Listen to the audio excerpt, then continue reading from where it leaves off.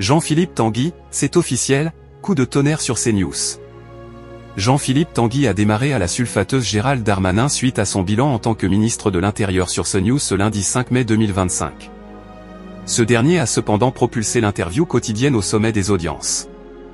Jean-Philippe Tanguy, qui s'est accroché avec un journaliste de TF1, était l'invité de Sonia Mabrouk ce lundi 5 mai 2025 sur l'antenne de CNews dans la grande interview.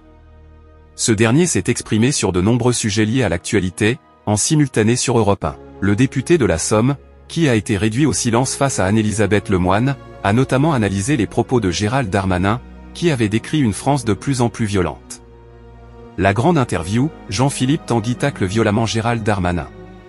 Sa réponse n'est pas des plus tendres. C'est étrange qu'une personne avec autant de responsabilités dans la situation d'insécurité que nous vivons se permette un commentaire pour expliquer que son bilan de ministre de l'Intérieur est si catastrophique que son analyse comme garde des Sceaux le pousse à prendre de nouvelles mesures, a-t-il souligné.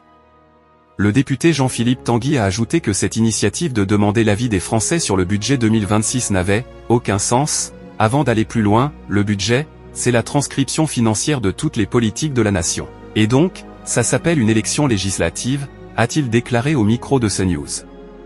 La grande interview en forme sur CNews. Cette prise de parole du président délégué du groupe Rassemblement National à l'Assemblée nationale a-t-elle été plébiscitée du côté des audiences? Cet entretien, porté par Sonia Mabrouk, a rassemblé 584 000 personnes ce lundi 5 mai 2025 de 8h15 à 8h30, soit 17% de part de marché auprès des 4 ans et plus, dont 18% sur les CSP+. CNews s'est placée deuxième chaîne nationale et première chaîne d'information. Par rapport à la saison dernière, Sonia Mabrouk explose, la case a gagné 7,6 points de part d'audience. C'est donc officiel, la grande interview a permis à la chaîne du groupe Canal+ de signer un record d'audience historique, qui a porté la matinale de Romain de Sabre. Cette tranche de 6h à 9h a réuni 309 000 téléspectateurs, soit 11,9% de part de marché auprès des 4 ans et plus, dont 12,2% des CSP+. CNews s'est donc placée deuxième chaîne de France, devant BFM TV.